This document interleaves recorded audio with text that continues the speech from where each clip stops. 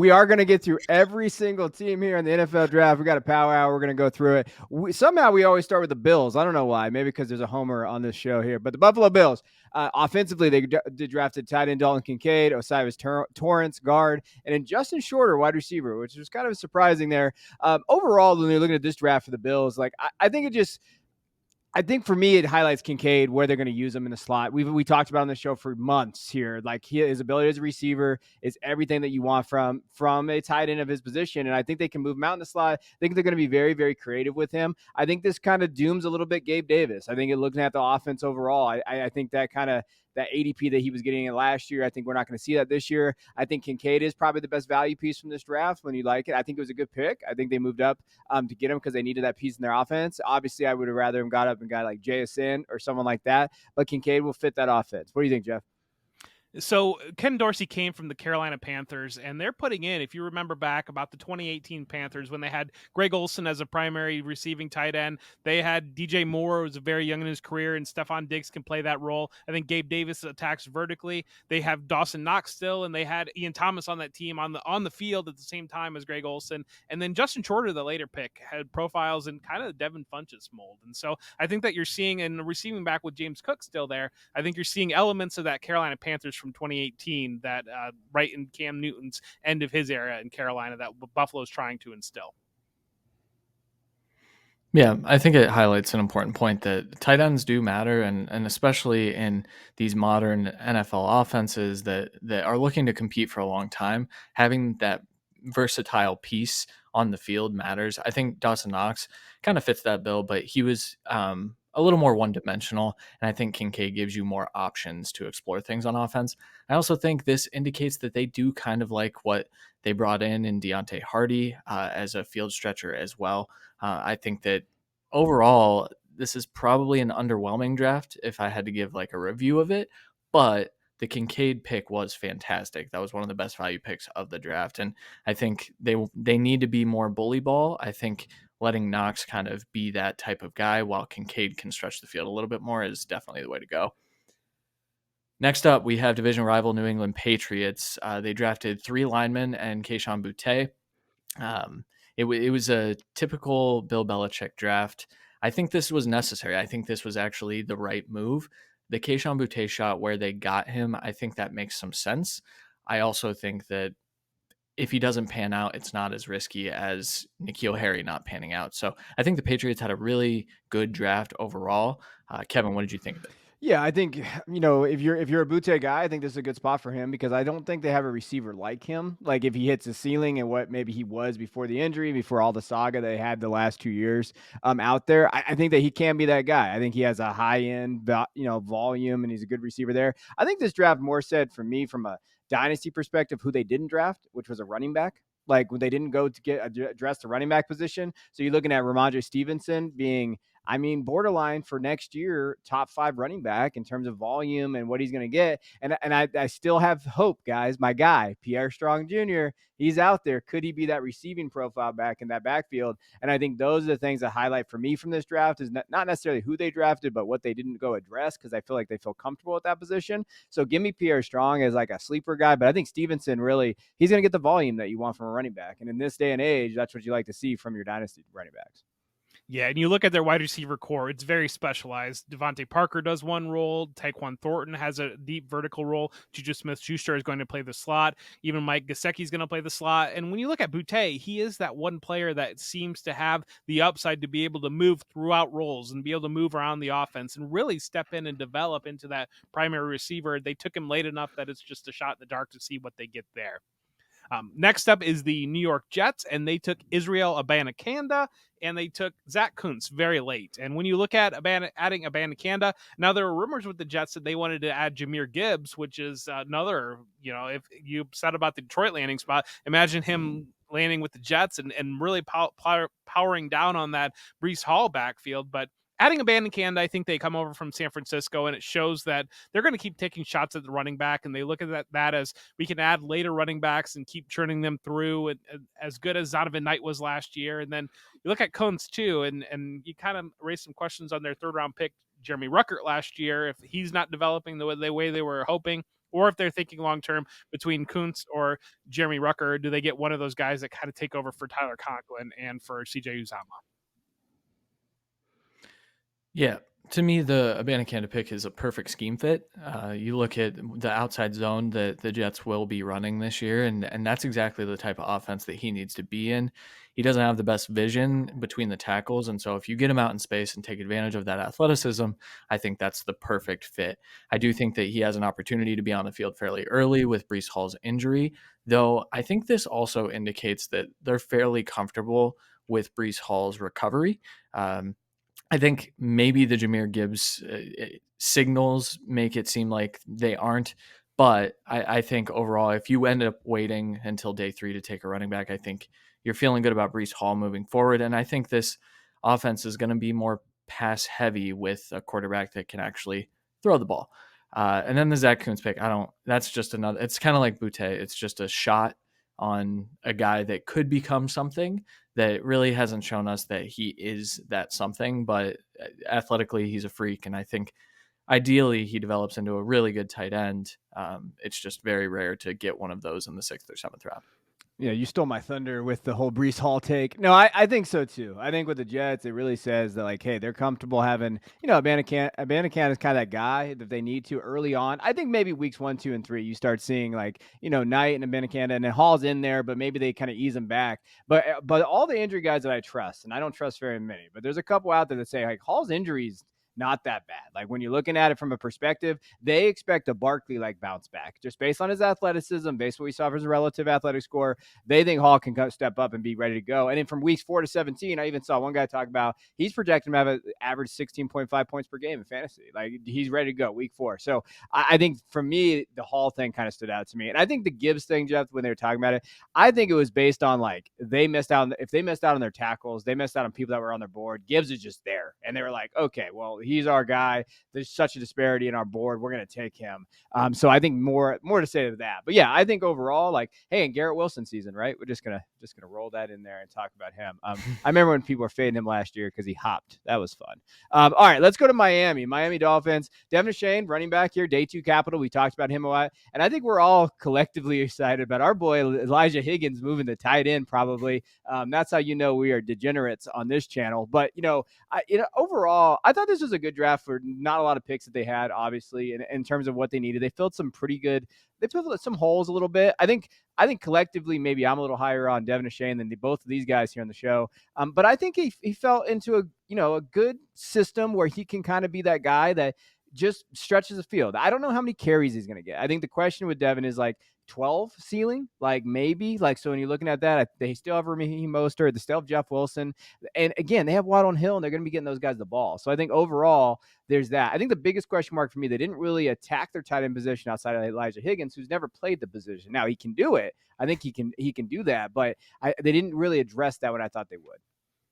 Yeah, I think it would have been scarier for me had they gone a little, like, flipped these 2 picks and grabbed Darnell Washington in round 3 and waited and grabbed Zach Evans in round 6. And I think that because they put a lot of 2-man routes and they run Waddle and Hill working games together. And so if you had added Washington onto that offensive line to add that 6th lineman and then have Evans kind of as the running back instead of a Shane. But, going with what they did do, I think that they were pretty married to that Devin Shane pick. I think that there was a lot of smoke around that. That was that was almost a free square if you did a 3-round mock draft to plug him into that spot.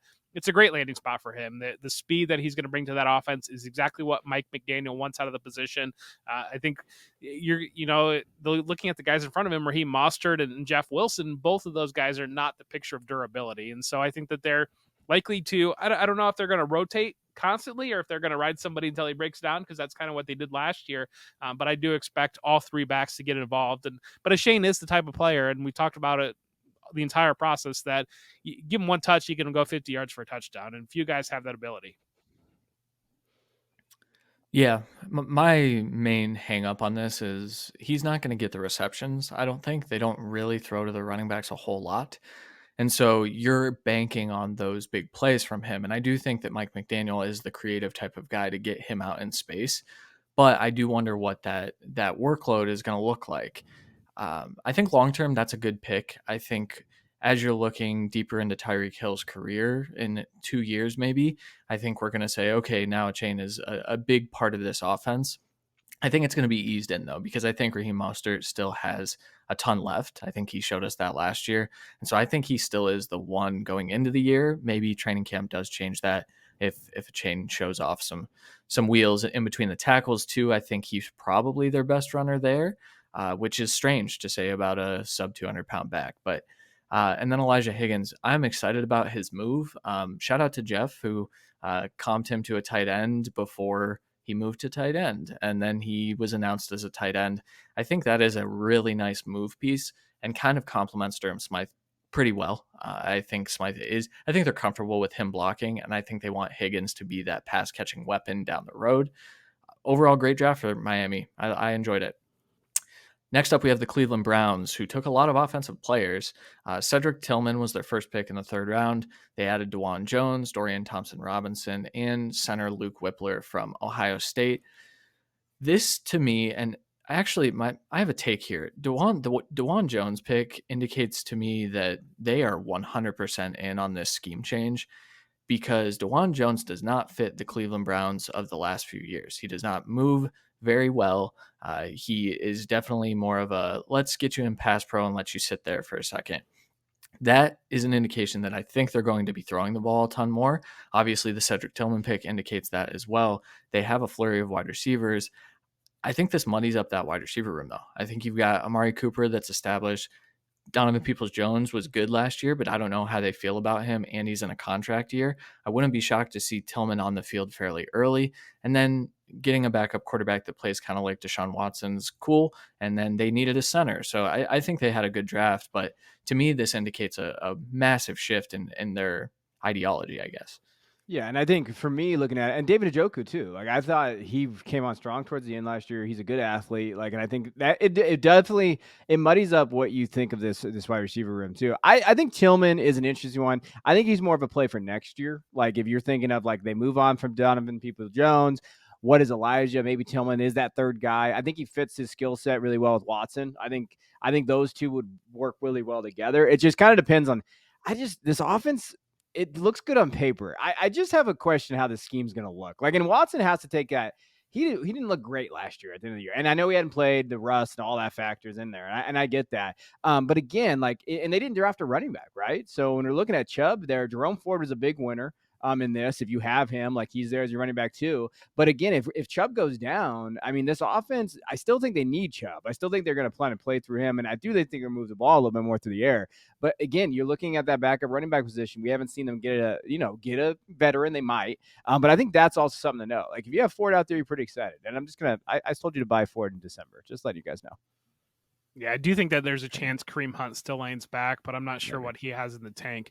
But I do think that they have the flexibility now with Elijah Moore able to play the slot. They can still go with 12 personnel if they want to do that with Harrison Bryant still there. So I think that you're going to see a passing heavy offense, but they have a lot more elements now. They can go different directions. But I think you both hit it that Tillman long term looks like the Donovan Peoples-Jones replacement to me, and maybe even the Amari Cooper replacement, depending on how that plays out, because Peoples-Jones contract coming up and Cooper has 2 more years on his deal. But moving over to the Bengals, adding Charlie Jones, Andre Yosevis, and Chase Brown. And I think that really what you look at with the Bengals, what they did on offense is that they took later dart throws on 2 positions that Tyler Boyd is going to be a question on how long he's going to be with the team. And I think that Joe Mixon's a question on how long he's going to be with the team. And so what they did in this draft is they backfilled those positions to get some young guys in on dart throws, and maybe somebody steps up and fills one of those positions, and that's not so much a need next year.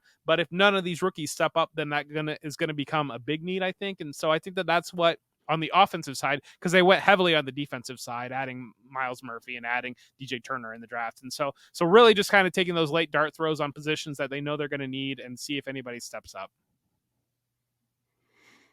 Yeah, I don't have a whole lot of confidence that Charlie Jones and Andre Iosivas are gonna be fantasy relevant wide receivers at any point, but I do think that those are good dart throws to make. I think Charlie Jones definitely helps you on special teams. I think Iosivas has that in his game. He's got that athleticism that he could be a contributor there while they kind of wait out. I think you hit the nail on the head with Tyler Boyd. I think they'd probably be looking to move on from him maybe after this year. The Chase Brown pick's interesting to me. The Joe Mixon rhetoric right now is strange, and I don't really know what this running back room is going to look like. But it's worth noting that Zach Taylor said, actually, their offensive coordinator said, we're looking for guys to complement Joe Mixon. And then Zach Taylor said, Joe Mixon is a part of our team. So I think that Chase Brown does play a nice complementary role, but I'm concerned that he's going to have too high of an ADP when we talk about rookie drafts and things like that in hopes that he is replacing Joe Mixon. Yeah, you guys pretty much said it all here. I'm not a big. I don't really like any of these pieces for Dynasty as much as like some do out there. Chase is fine, but again, like I still think Mixon is interesting because I think he could have like that Leonard Fournette type last couple years, and I was kind of buying on him before the draft. I said, hey, I think they still like him. I think he'll take a pay cut to be honest to stay there. I think he likes it there, and I think the staff wants him there. So for me, yeah, 100% on board there, and I think Mixon's one of those kind of cheap buy low type of players still, like in Dynasty as well. Let's jump over to the Steelers. So the Steelers grabbed Broderick Jones, which was probably my favorite pick for them. Like they knocked that one out of the park, and then they grabbed Darnell Washington, and that's pretty much what we see there. So moving forward, hey, Kenny Pickett's their guy. Christian loves him apparently. I'm just kidding. So the Kenny Pickett's their guy, and they have him there. What do we think? For me, Darnell Washington, he's a lineman in this case. Like with Freiermuth there, like. We've talked about this a lot. Darnell is a guy that's going to be one of the best blocking tight ends in the league, bar none, probably, for the next 8 years. But he went to a spot with, I don't know how much I feel I can trust Kenny Pickett in their quarterback situation. They're probably going to lean to Najee Harris a little bit more than people think with Jones being there, maybe an improved offensive line. They have Deontay, George Pickens, even Allen Robinson and Freiermuth. Darnell's not a fantasy asset. Right now, I'm not gonna draft Darnell because I feel like it's a wasted pick.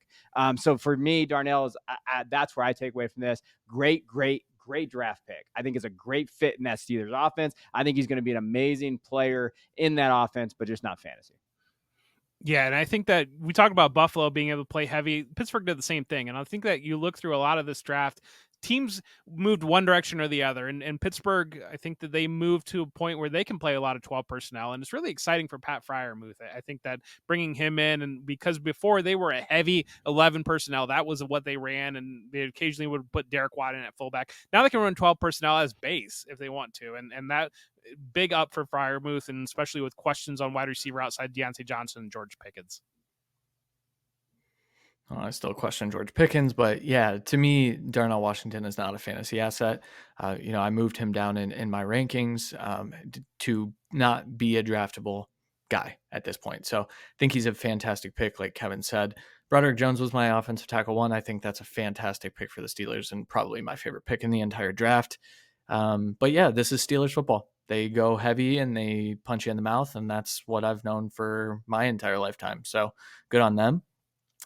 Next, we have the Baltimore Ravens. This one's short and sweet. They drafted Zay Flowers, and there was a report that they said to him at the East-West Shrine Bowl, we are picking you if you make it to our pick. And then they never expected him to be there. They were pleasantly surprised. Great pick. This offense is going to throw a ton more. The Greg Roman offense is dead. They are going to throw the football. I think Rashad Bateman's the one. I think Odell Beckham, if he has anything, would ideally be the two. I think realistically, Rashad Bateman and Zay Flowers are those two pieces to build around for a long time. And I think this is an exciting prospective offense in Baltimore. You're a little bit more optimistic than me. I like Zay. I want to see what they can do with this offense, what that looks like. I think, I wish they wouldn't have signed OBJ, to be honest with you. And I would have been much more happy with like this area where Zay is at. I think Zay is going to fit there. I think he can do well. I think the short passing option is the key. I think that they're going to have that for Zay, and I think that he can earn those targets. And I think that's what you're excited for. And then, hey, you know what? J.K. Dobbins, again, I'm still going to go with the people that they don't draft. They did not draft a running back. And Dobbins, again, if you're looking from a dynasty aspect, Dobbins could be he's in that sweet dead zone of like 0 running back builds and like, waiting to the 6th, 7th round right now. Dobbins could be a guy that gets a lot of usage. And even though we have a new offensive system, he's still the guy. I think they're going to kind of lean on him. So that's why I was looking there. Yeah, and an undrafted guy, late dart throw, Keaton Mitchell, that they added, has that speed. And we talked about Buffalo and Pittsburgh loading up to play heavier. I think Baltimore's going the other direction. They want to play in space. They're creating the ability to go with 3 wide receivers, to space people out, to use the speed from Lamar Jackson and use a lot more speed. Before, they were a heavy 22 personnel team. That was their base offense that they ran more than anything on first down, with 2 fullbacks and 2 tight ends. And now they can throw out 4 wide receivers, even with getting Devin Duvernay as being able to stretch the field as well, along with the other wide receivers that we mentioned. Next up would be the Houston Texans, and they made some waves. They added C.J. Stroud, they added Tank Dell, and they added Xavier Hutchinson. That's another team that they did not add a running back, so they have Damian Pierce there, and they added Devin Singletary before the draft. I think that they rotate those 2 backs, but really I think what you're going to see is a lot of physicality out of that offense and utilizing those wide receivers to pass block. Tank Dell surprised me because he didn't fit the profile of I'm thinking of the 49ers offense, so Bobby Slowick coming over. They didn't really have a lighter guy like that in the 49ers offense. And so to add Dell, it's a great creative, explosive playmaker, and be able to get him in the ball in space. And then obviously Stroud, I think year 1, they're really just trying to survive this year, and not having that pick next year, they're going to try to win some games this year. I don't know what they're doing in their wide receiver room. I do like the Tank Dell pick. I do like the Xavier Hutchinson pick. I also know that they added a ton of wide receivers this offseason, and I did not expect them to go heavy unless they went early. They chose not to do that. They chose to trade up and take Will Anderson, which I think is a good choice. You mentioned they didn't draft a running back. They did add Xavier Valladay from Arizona State. Really athletic, good player. I know Kevin's been in on him for a little while. I don't know if he still is, so we're about to find out, I think. But I'm in on that as like a flyer. Can he make the roster? Can he be a special teams impact player? And down the road, could that be a complementary piece to Dameon Pierce? Because I do think they are all in on Dameon Pierce as their RB1 right now. Yeah, of course I'm in on him. Come on, Valladay, you're my guy. And also, he's one of those dudes that we can say we're in on, but then if he doesn't pan out, no one will remember. All right, and I think too, like I think with CJ, I think the biggest thing for me to take away from this draft, I think trading their first next year. Who is CJ needs an alpha in that wide receiver room. Think about what he's going from. Emeka Ibuka, Marvin Harrison Jr., JSN, play with Garrett Wilson, to Robert Woods, Nico Collins, Nathaniel Dell, John Mechie. Like, that's going to be a culture shock, I think, for CJ. And I think that's what I think this year's going to tell us a lot about him as a quarterback. I think if you had question marks about him and everything, I think, hey, can he kind of elevate an offense somewhat to look successful with those weapons? And if he does, now I think people are gonna be like, okay, CJ Stroud can be a quarterback in this league. And if he struggles, now I think Texans have a lot of explaining to do why they trade that pick. And if they don't do well and that pick turns into Marvin Harrison Jr. for another team, I think that's a question mark that they're gonna have to watch. Jaguars, let's go to Jacksonville. Parker Washington, Brenton Strange, Tank Bigsby, Anton Harrison. They had a really good draft. I thought they dropped a very, very good value picks out there. I think the big thing takeaway for me is Tank Bigsby, a guy that me and Christian definitely have been on early. And we said, hey, he could probably get day 2 capital. And he did. And I think that's exciting. I think he pairs very well with ETN. I'm not like on the crazy train of Christian, but that's why we love him in terms of who's better. But I do think they pair each other very well. I think when you're looking at an asset you can get in the second round, Tank's a perfect running back for that. Yeah, that was a silent fantasy killer, I think, through this draft, and people aren't really talking about that. But they had a lot of mouths to that offense, and so either Trevor Lawrence is really going to have to step it up, or they're going to spread the ball out all over. And because of Doug Peterson mentioned right after the season and several times that he wants to run a committee. And so adding Dearness Johnson is a player that can contribute to that, but Tank Bigsby as well. And so I don't think you're going to see the usage that you saw at the end of the year for ETN and even Brenton Strange able to take Evan Ingram off the field a little bit, and the depth of wide receiver. And Parker Washington is a different wide receiver than what they kind of have. And there were talks that Parker Washington teams wanted him to potentially transition to be a running back, and like a guy like Ty Montgomery that can line up in the backfield, use him on third down, those types of things. Because he's got a little bit more thicker frame than what you see out of a wide receiver typically. Thick boy slots. We love them. No, Tank Bigsby to me is the early down back, and then you give ETN the stuff out in space. I think Tank Bigsby is probably a better pass catcher. I'm getting cooked on social media for those takes, but I don't. I stand by it. I think Tank Bigsby is a better prospect than ETN was coming out. And while ETN was good in this offense, I think the Jaguars offense lends itself to successful running backs. I do think this was a lot of fantasy killers. I think Brenton Strange actually complements Evan Engram really well. So I like that pick as well. Excuse me. And Parker Washington's like a nice number 4 receiver that could develop into something a little bit more than that as Christian Kirk ages and as Calvin Ridley ages out as well. Next, we have the Tennessee Titans. They drafted Peter Skoronski, Will Levis, Tyjae Spears, Josh Wiley, and Colton Dowell, who is in the Footballguys 2023 rookie draft guide. Right. Colton Dowell, he is in there. No, to me, what this indicates is they're out on Malik Willis. And I think Will Levis is probably set to take over in 2024. I think that there are obvious concerns. We've talked about Will Levis a lot on this show, but I do think that this is a perfect scenario where he can kind of sit and learn for a year, and then they can get out of that Tannehill contract, and then they can start to see if they have something. Think Carson Wentz, Sam Howell that we're about to see this year. I think that's a similar situation with better draft capital. The Tyjae Spears narrative is weird right now. I'll let you guys probably touch on that. But Kevin, what do you think of the Titans draft? Hey, Colton Dowell, sleeper. Watch him. Okay. I learned a lot about him in a day, but he is, watch him. Okay. They need talent. 9.78 on the relative athletic score. There's a shot Colton Dowell makes that roster. To me, Spears, what the hell are we doing out there, Dynasty market? Like, if you're looking at a running back to have 2 years production, which you shouldn't be banking on 3 or 4 or 5 years from a running back position, and you're a contender, you draft Spears in the second round. And you just say, okay, if he gets that volume next year after Henry leaves, I'm excited for that. These are the type of running backs we're looking at. He's going like 207, 208 now. Like, I think we're overthinking that one. Spears, day 2, he could produce. He had over 1,400 yards rushing last year. His 8, whatever. Give me that for 2 years, and that's what I'll take it. If you're rebuilding, why are you taking him anyway? Like, they're just bad at fantasy then. Like, that's not what you should be doing. Yeah, Titans desperately added some offensive weaponry, and I know I've seen some takes out there that Derrick Henry is the full bell cow, but they had Dontrell or Darrington Evans a couple years ago that they were trying to work in as a change of pace, and then Dontrell Hilliard as well did a little bit of that as well, and so Spears, I think that there's some opportunity here for Spears to be involved in the passing game. And, I think the Titans, the thing that you can't discount, the Titans knew about this injury. This isn't all of a sudden they drafted him and they found out, oh my goodness, you have arthritic knees. No, they knew about that and they still used the day 2 pick on him. And that tells you what they think about him. And yes, exactly. The average lifespan of a running back in the league is like 2 to 3 years at that. And so you're talking about a guy that, sure, he's not going to have an 8-year NFL career, but you're still going to get production out of him in a run heavy offense. And so, they needed help.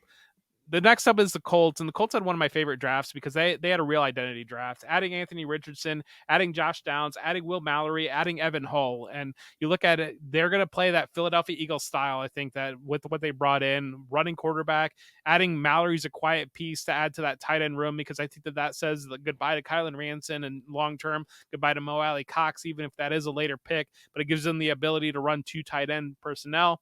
Josh Downs really adds to that wide receiver room, a slot receiver that they didn't really have before. And he complements Michael Pittman well. He complements Alec Pierce. They kind of all serve their roles. And so you're adding Anthony Richardson, and that's the centerpiece to talk about it.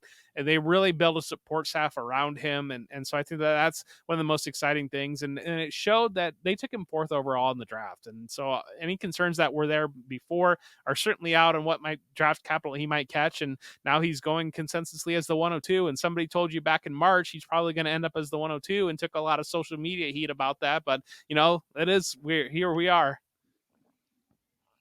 Yeah, this is the show of social media. I took Josh Downs in the first round and I tweeted about it, and I won't do that anymore. Because hey, that's a good segue into, I think Josh Downs landed in one of the most perfect landing spots. You get to grow with Anthony Richardson. The slot receiver is going to be big for Anthony Richardson as he develops, and Anthony Richardson's going to be on the field early. Jim Irsay basically said this kid's going to play, and Jim Irsay owns the team. So I think what he says sometimes goes.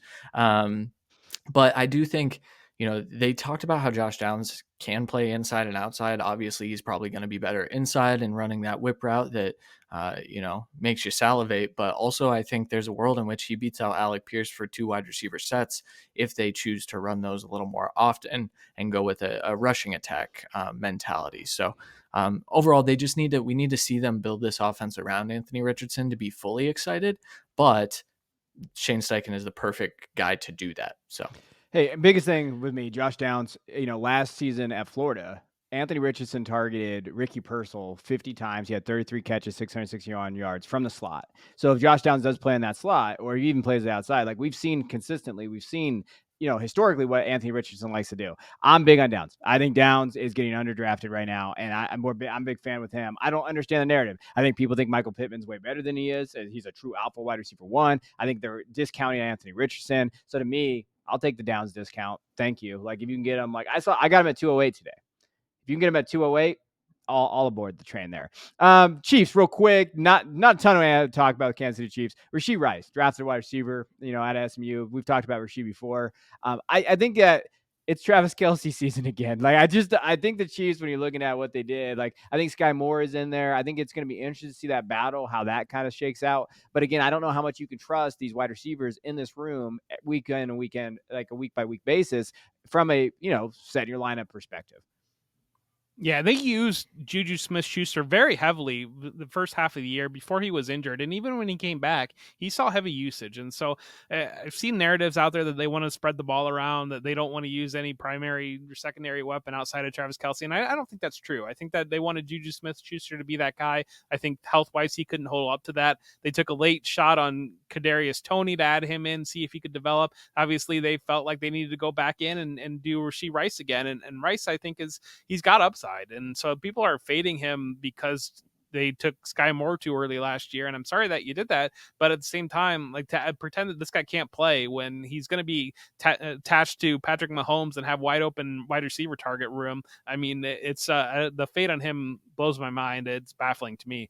But at the same time, running back room real quick too, keeping Isaiah Pacheco, bringing back Jerick McKinnon and adding nobody else. I think that tells you, other than undrafted Deneric Prince, who had the highest speed score just like Isaiah Pacheco did the year before. They have a type. They want the physical, fast running backs that are just going to run into people, and then they're going to use Jerick McKinnon and those slot wide receivers to move around the working space. Yeah. Also, Aiden Bourget got a camp invite, so I'm holding out hope that he Nico makes the team. too. Nico, my boy from Fresno State, want to shout him out. Yeah, sure. I love Rashee Rice. I've been really high on him as a prospect. I also think that I'm intrigued to see what his role is for this offense, because Rashee Rice at SMU probably didn't even play the best role. I think he can be that short separator possession type of guy, which they kind of have. I think Sky Moore can fill that role.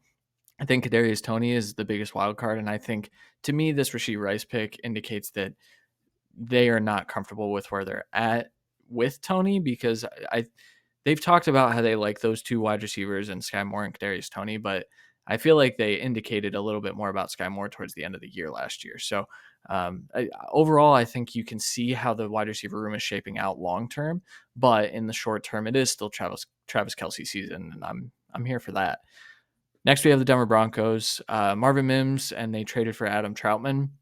Once again, this is one where I don't understand what they're doing with their wide receiver room. I think Cortland Sutton is the odd man out here. I think maybe Tim Patrick, but it sounds like people there still are enthralled with Tim Patrick. So I think it could be a wide receiver room of Jerry Jeudy, Marvin Mims, and Tim Patrick, and then KJ Hamler, I guess.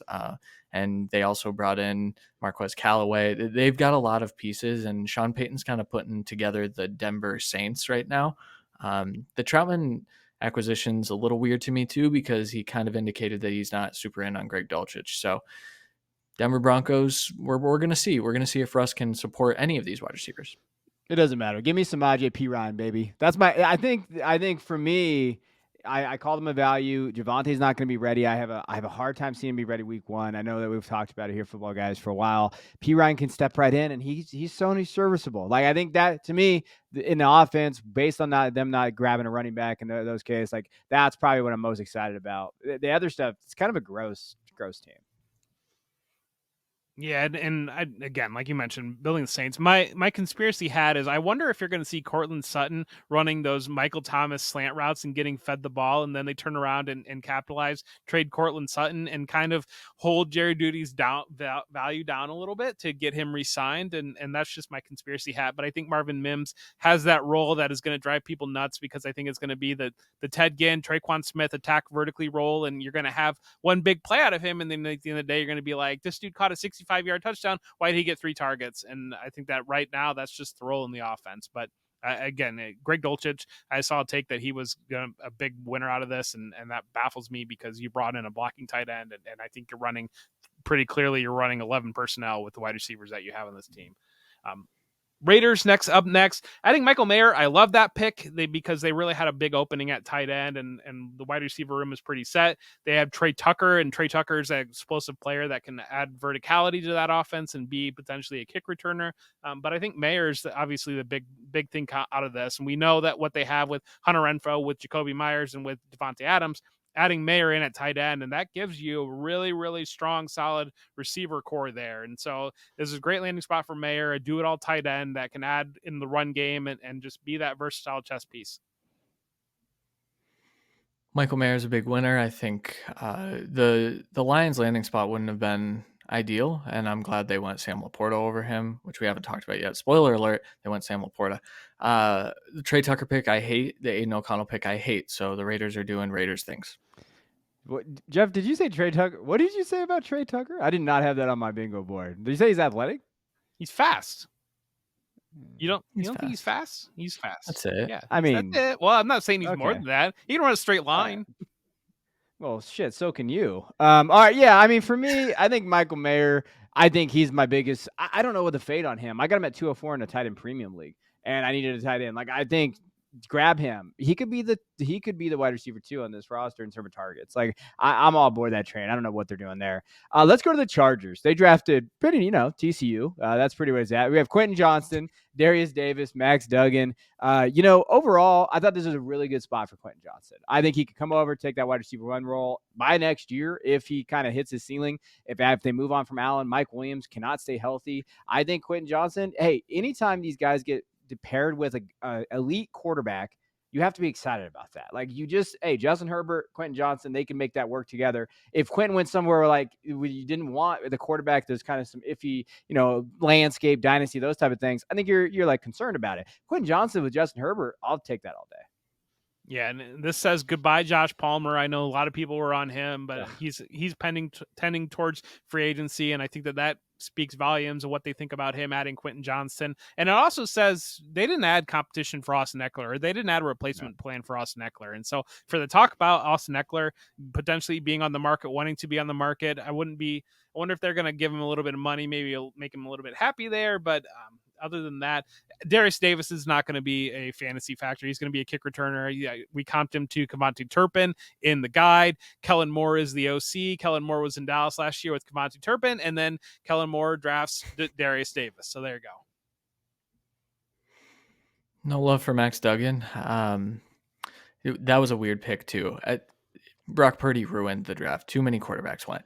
The Quentin Johnston situation, I think that's a perfect landing spot, especially when you consider the age of Mike Williams and Keenan Allen. Both of them are getting up there, and Mike Williams has kind of been falling apart since he arrived in the league. To the Austin Eckler point, I think this is a low-key landing spot for Zeke. We got a little report today that Zeke isn't looking to go back to Dallas if he has his options open. I think they could use a back like that. They don't currently have a good RB2 even. Joshua Kelly is in a contract year, and I don't think they care much to retain him. So that's I think they're going to add to that running back room. Maybe they still do keep Austin Eckler happy, though. Am I up? Yeah, I'm up. Philadelphia Eagles are next. Tanner McKee was one of the offensive players that they drafted, and then they traded for DeAndre Swift. The Swift acquisition is interesting to me.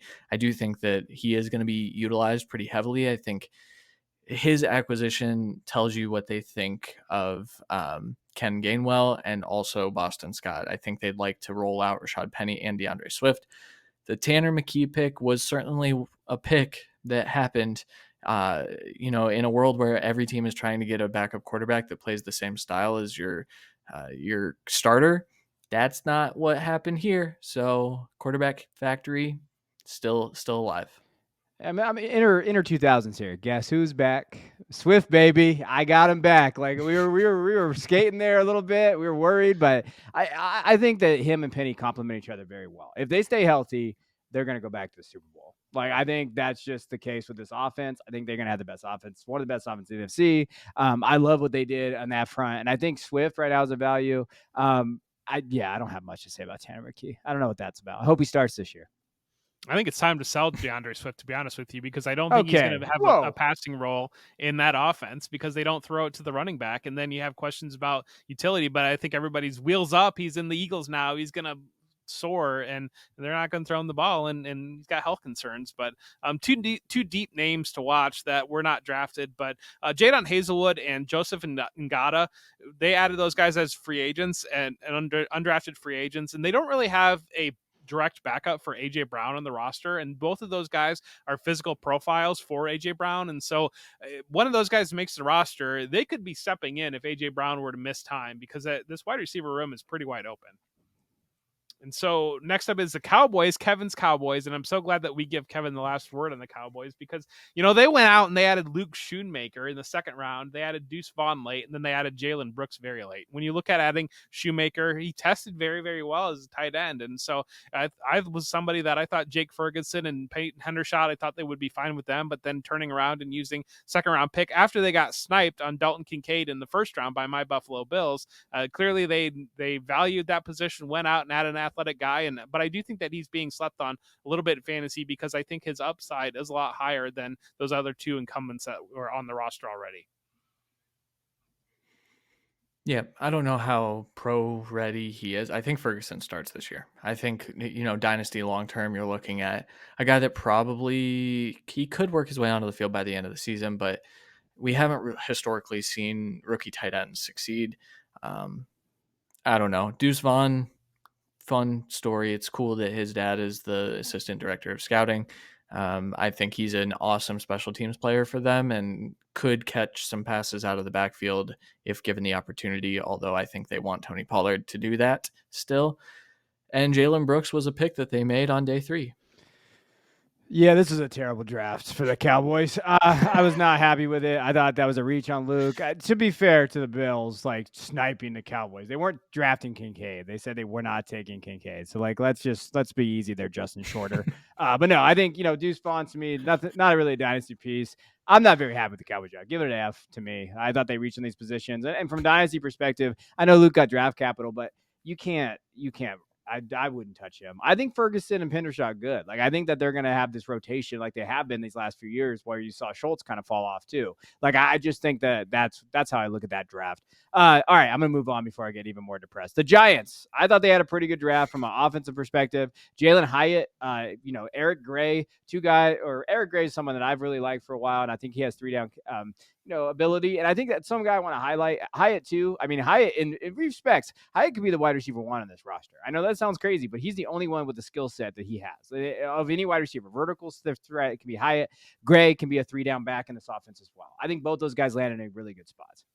Yeah, that's a great point. And Eric Gray's a quiet winner out of this draft. I think that he didn't add in a direct starting spot, but his main competition right now is Gary Brightwell and Matt Breida to be the direct backup to Saquon Barkley, and he's just got a lot more versatility than either of those players. And so he could step in if Barkley were missed time, be a 3 down back in this Giant offense. And so he's kind of that 4th round rookie draft. I think that is a good spot, because the other thing we don't know Saquon Barkley's contract situation as well. But I think you made a great point on Jalen Hyatt's upside in this offense, and being that guy that does have profile to be a number 1 wide receiver if he hits his ceiling, and he went late enough. I think that you can be excited about. Everybody's fading him now, and so he makes a great spot, makes a great acquisition price. I'm not interested in Jalen Hyatt. I don't like my receivers to be tied to Daniel Jones long term, and that's what this is. And I get it. Like I understand that there is no receiver in that room quite like him. I also just struggle to see a world in which any of these wide receivers commands a huge target share because of how this offense has operated. I think I like Isaiah Hodgins still. I think he's one of those possession guys that can really work. Wandale, I'm kind of out on him at this point after they added Hyatt as well. But I was always out on him. Eric Gray, like you guys said, fantastic landing spot. I'm into this spot, especially when you talk about a value perspective. If you can snag him in the 4th round, that is inherently going to accumulate value, even if he's the backup. So that's a spot I really like. Washington Commanders, kind of a quiet offensive draft. Chris Rodriguez Jr., the running back from Kentucky, is a player that plays kind of like Brian Robinson, and so I think that's why they drafted him, and that's all I have to say about that pick. Oh, okay. That's it. That's all I have. Yeah, I don't know. To me, with the the Commanders, I don't know what they're doing. This staff's gonna get fired next year. So take that into consideration when you're drafting a lot of these guys on this roster. If you're drafting these guys, just know these are 1-year assets, in my opinion, because you don't know what's going to happen with the Commanders coaching staff next year. Antonio Gibson, big winner of the draft because he's the only back on their roster capable of catching passes. And we saw Eric Bieniemy coming over. Eric Bieniemy was a pass-catching back in the NFL, and he used Jerick McKinnon heavily in the Chiefs' offense last year. And Gibson's the only one capable on that roster to catch passes. A little bit less big winner. Logan Thomas, they said that they liked him pre-draft. They didn't add any competition at the tight end room in a very deep tight end draft. But at the same time, I think they're just going to throw to the wide receivers in this offense and Gibson. So there doesn't have to be an answer at every position on every team, and kind of let that go a little bit. Next up would be the Chicago Bears, and the Bears, they had a lot on defense, but on the offensive side, they really doubled down and developed their identity. They're going to be a power run game. They added Darnell Wright early with the 9th pick. They added Roshan Johnson in round 4, and then they added Tyler Scott in round 4. Tyler Scott was a high school running back. He's another guy that's got a lot of speed. He's able to create with the ball in his hands. I think that they don't really have a guy on that roster outside maybe DJ Moore that you don't want to use him in there, that you can kind of work in through the run game and get involved and get the ball in his hands in that regard. Then Roshan Johnson, I think you're going to see a 3-headed backfield that's going to go 3 different directions. Best case scenario for fantasy is they develop a hot hand approach to that backfield and somebody takes off, but you're not entirely sure who that guy is going to be. Worst case scenario, everybody gets 9 carries and gains 38 yards and gives you 3.8 PPR points, and that's just kind of where you're getting out of there.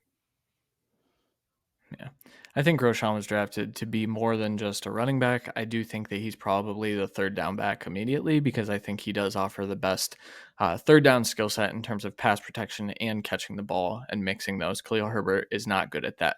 Khalil Herbert is a superior runner to Roshan Johnson, and I also think that Deontay Foreman is a superior runner. So I think you're right that it's going to be a 3-headed backfield, but after thinking about it a little while longer, I like the Darnell Wright pick. I think that you took a certain right tackle when you desperately needed a right tackle. So good draft by the Bears. I'm all in. I bought a Bears hoodie that I was going to wear tonight, but it doesn't fit. I ordered it.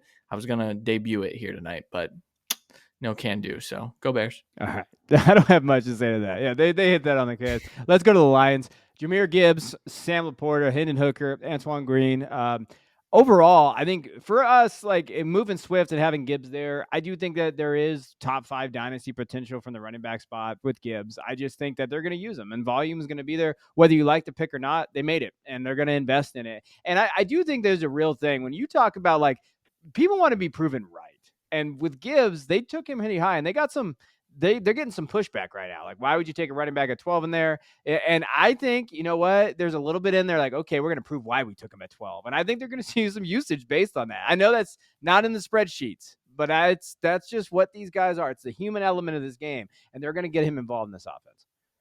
Yeah, and we saw that with Swift in limited opportunities. Swift was still able to be a borderline running back 1, and so I think it's a great offense for a pass-catching running back, and a lot of overhaul in that offense. And adding Sam Laporta, they really don't have that 3rd receiving option in the offense. I mean, it probably will be Gibbs, and that will probably make Jameson Williams the 3rd receiving option, but there is room for Laporta in this offense too.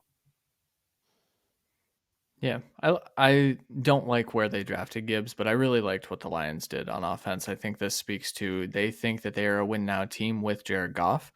Hendon Hooker is a project quarterback that they took on day 2. I think maybe they hope he develops into something where they don't have to pay Goff, but I don't think they're banking on that either.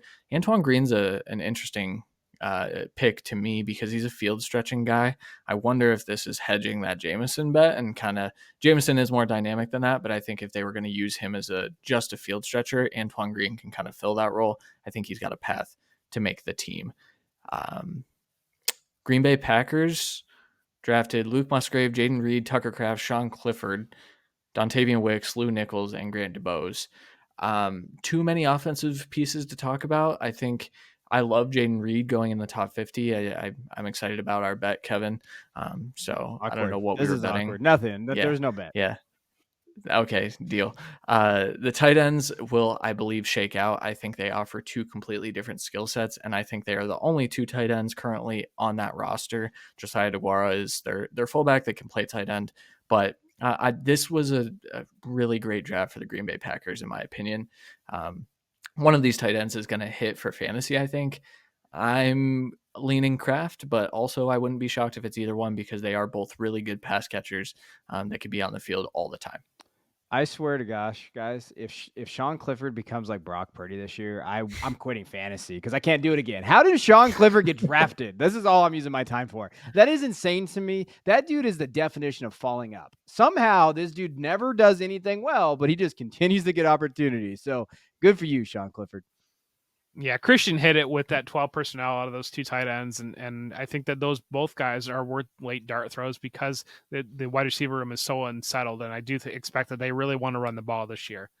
So next up, the Minnesota Vikings, adding Jordan Addison, adding Jaron Hall, Christian's guy, adding Dwayne McBride. It's interesting to me that they added a running back because they had Ty Chandler last year, and I believe they still kind of like Ty Chandler. They brought back Alexander Madison, and you're starting to count up names here. They have Kenny Nwangu still on the team, so that leaves one name left, and that would be Dalvin Cook, and he's still on the team right now, but there have been plenty of rumors around there. But adding a late running back that you could transition and have a four-headed running backfield with Dalvin Cook not involved there. Adding Addison's obviously the centerpiece, and they really needed that third wide receiver. They run a lot of 11 personnel. I think that you'll see KJ Osborne will lock down in the slot. That's where they used him a lot last year. Addison and Justin Jefferson working outside, and so it's a great opportunity for Jefferson to develop long-term, but I do think that this year he probably will be third in that pecking order of that wide receiver room.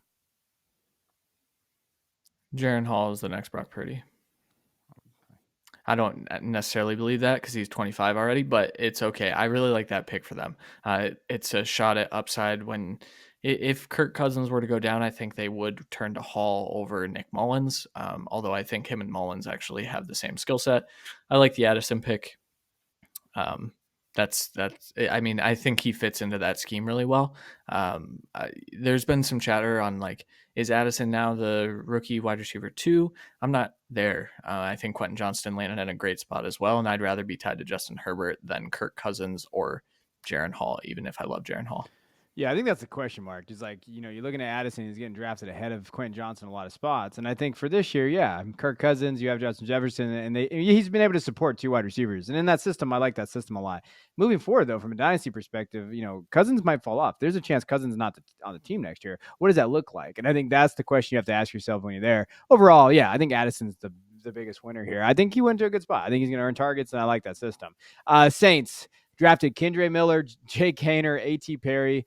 For me, I thought this was a really good spot for Kendre Miller. I think that when you're looking at it, I know Kamara is there, but again, what does that look like? Jamal Williams is there, which kind of sullies that a little bit. But I do think he has a 3-down skill set. So Kendre could just take over that room by talent. So when you have that there, I do take a shot at A.T. Perry maybe late. The 4th round, he's got the athletic background, basketball kid. I don't see a lot of competition in that wide receiver room, to be honest with you, just based on injuries for Michael Thomas, Rashid Shaheed. We've talked about him a few times. We're pretty sure he's a player. But then you have A.T. Perry there, and you put him on the field, he could earn some targets. Yeah, he could be the next slant boy, to be honest with you, because I think his game profiles pretty well to what Michael Thomas does. So that's an interesting fit there. Under the radar, if you're in a deeper league, stash him on your taxi, you let that develop. Obviously, Kendre Miller is a headliner for fantasy, and this is a great spot. They still have Jamal Williams, and Jamal Williams is going to eat early down volume. A big question on whether or not Alvin Kamara is going to be suspended, but you look a year or two down the road, this could easily be Kendre Miller's backfield. Yeah, I like your shout of A.T. Perry being the next slant boy because I think A.T. Perry was used in a way that Wake Forest wanted to use him in, and that was not the way that I think he'll ultimately win at the NFL level. He does have some wiggle. He's a good athlete. I'm intrigued by that as a late round flyer. Next up, we have the Tampa Bay Buccaneers. They drafted Cody Mock, guy without two front teeth, Payne Durham, and Trey Palmer. Yep, I don't feel a certain way about this Buccaneers draft because I don't think that any of those guys are fantasy performers. I think Cody Mock definitely fits a need. I also wasn't super impressed with Cody Mock's film myself, and so I think he'll kind of struggle in his first year. I think this Bucs team is trending downward though across a lot of different mediums, whether it's the quarterback or the older wide receivers. I think Trey Palmer has a role. They also added Sean Tucker in undrafted free agency. I think that could be the undrafted free agent that gets some play, but that he's got a steep uphill battle here too, and I think that should factor into his rookie ADP. Yeah, and also like, hey, Raheem Jarrett, don't forget about Raheem Jarrett. He picked up an undrafted free agent signing down there. I think from the Buccaneers, from a quarterback standpoint, it's hard to trust any of these wide receivers. And then you have Mike Evans and Godwin ahead of you too. Like, so even I like Payne Durham, but where is it going to come from? Where's the production going to be at? Where's the volume? Where's the targets? With target share? Like, I think that's the question mark you have. Tucker is one of those guys. He got passed on 7 rounds, and then someone I saw today say, "Oh, they had a 4th round grade on him." Okay, they didn't take him and they didn't use him, and a lot of teams didn't use him. I think there's some question marks there. I don't know. Tucker's one of those guys. You in the 4th round, you want to take a shot, fine. I get it, but we've been out on him as a whole pretty much the entire process before the injury stuff came out and the heart stuff. So like that's the biggest question mark for me. Yeah, Tajay Spears has an arthritic knee, and he still went in the 3rd round in the NFL draft, and Sean Tucker went undrafted. So, and everybody's out on Tajay Spears, and people are still buying in on Sean Tucker. So, I mean, that tells you everything you need to know. But I do think that Trey Palmer bringing that athleticism to the wide receiver room, the lack of young wide receivers there, we could see a massive overhaul of wide receiver with Mike Evans and Chris Godwin if they decide to move off them, if they hit a real rebuild. And so just kind of keep it on the radar, another guy to put on your taxi squad potentially after your drafts, because you never know how it's going to shake out, where this team could go. This could be Caleb Williams' team next year, and they could move on from the veteran wide receivers, and all of a sudden one guy pops, and it might be Trey Palmer with his physical athleticism. Next up, the Carolina Panthers, they did not have a big draft, but they did have a big draft because they added Bryce Young, and then they added Jonathan Mingo. And Bryce Young, we've talked about him excessively. He's the number 1 overall pick in the NFL draft. He's going to bring in that leadership, and he's going to be all those intangibles, everything you want out of a franchise quarterback. Jonathan Mingo's the name to talk about now. If you paid attention and you drafted before the draft, you had Jonathan Mingo for a 4th round pick or an undrafted player, and if you didn't, now everybody's taking him in the 1st round apparently, and I understand a big athletic wide receiver from Ole Miss without target competition. Good luck with you there, but it's one of those that it's just an aggressive valuation that you're seeing now given his college production, and I understand how you get there, but there's a lot of questions about that profile. I do find it funny that you called that a big draft for the Panthers, and then we talked about Bryce Young, an objectively not big player. But so Jonathan Mingo, to me, don't draft him in the 1st round would be my advice. But I think in the middle of the 2nd, I understand taking that shot that he develops into Bryce Young's favorite target, especially with what the receiver room is built like there right now in the tight end room. So, yeah, and Bryce Young's got, I think in a couple years, that's when you're going to see peak Bryce. I think so. I can't, as a Bryce guy, I can't go out and say like, I'm not concerned like I am with Stroud in terms of who's going to be that wide receiver 1 on his roster, even next year too. They don't have the 1st, they trade so I think there's a question mark there. I do think he has better offensive weapons though, which is kind of gross to say out loud, but I think he does, like in that roster there. I don't get the Mingo thing, but that's Jeff's guy now. Like Jeff's drafting Mingo everywhere. I get it. He's going to, I know that he has the volume. I get it that he's going to get the targets, and I get that he could be there, and I know opportunity matters. And again, I guess if I'm on Bryce, I got to be a little bit on Mingo.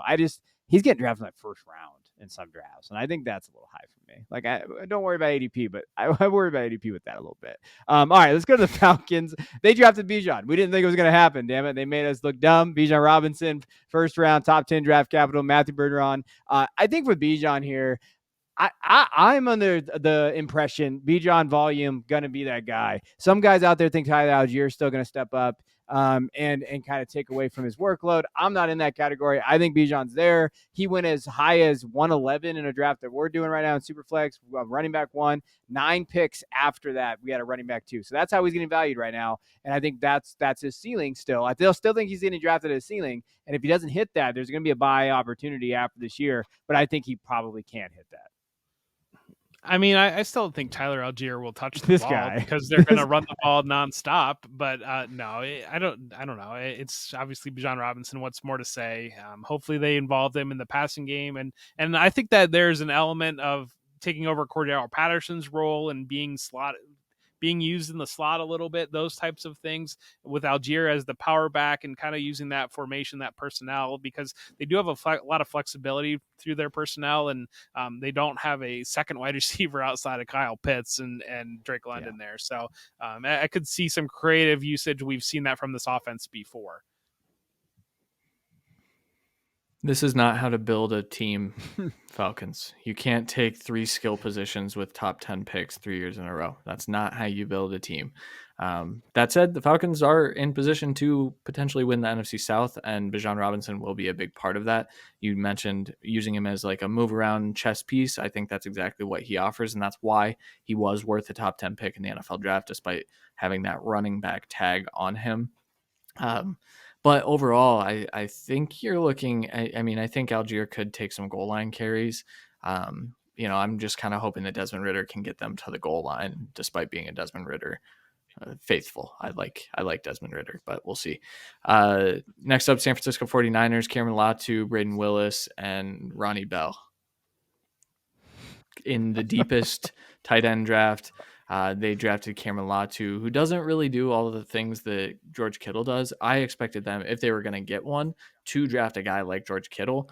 I know Cameron Latu is Jeff's guy. I'm not hating the skill set. I just think it's a wildly different skill set. And then they followed it up with Braden Willis in the 7th, I believe. I think he's going to be used as an H-back and kind of a move piece type of tight end. And then Ronnie Bell, I think, is probably behind Danny Gray on the depth chart. Although I'm not sure. I don't know what Kyle Shanahan does with his team ever. So they didn't draft a quarterback, so that's good, or a running back. Well done. Hey, you forgot Moody. They drafted my boy, Jake Moody, in the 3rd round. Don't leave it off my guy. Fantasy kicker 1. You heard it here first here at Footballguys. I'm just kidding. Don't take my kicker advice. I think the Cameron Latu thing, a blocker, I guess. Like, I don't necessarily know where he fits in that offense. Ronnie Bell is a Michigan guy. I didn't touch him in dynasty drafts unless you're deep and you're going to stash him on taxi. But in this offense, you can't trust Kyle. You can't trust Shanahan.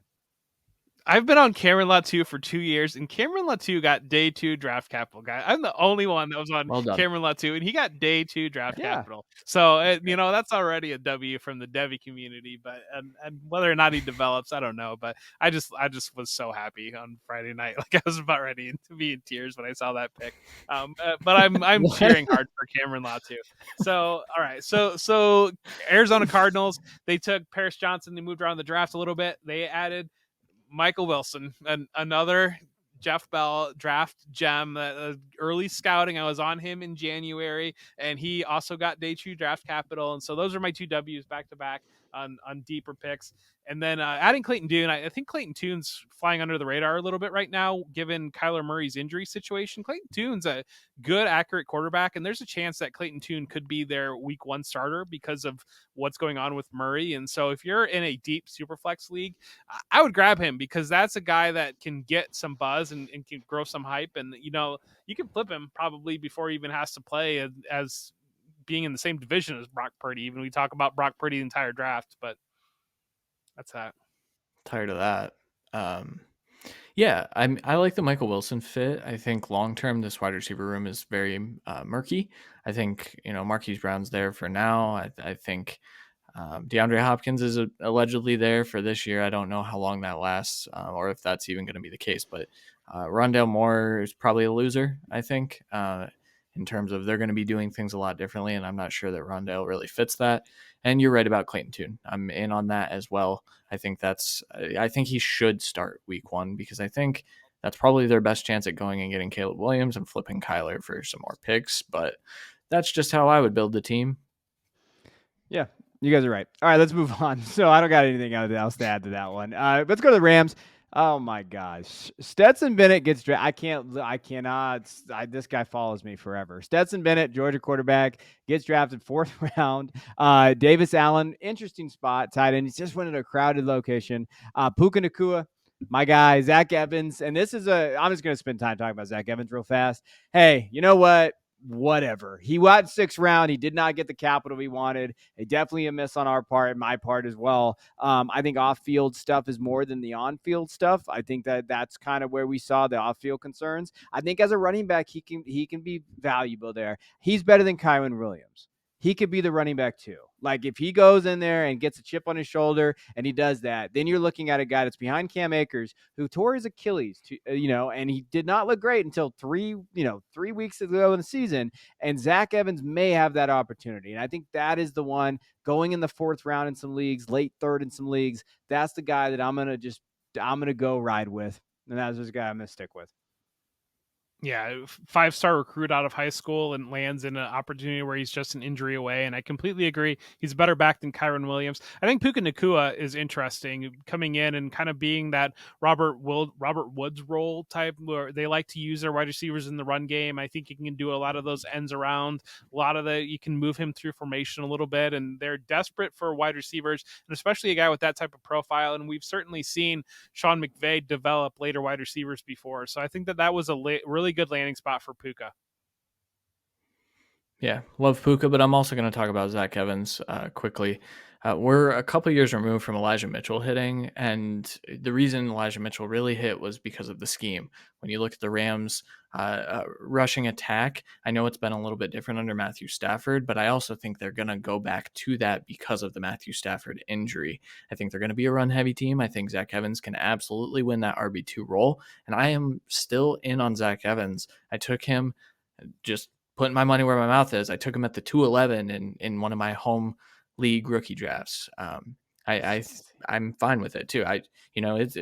It's cool. If he hits, he hits, and if not, I didn't have a pick in the 3rd round, and I wasn't getting him there anyway. So, no, I think there's also a world in which we walk into that Cam Akers is back in the doghouse situation, and that's because Zach Evans is balling in practice.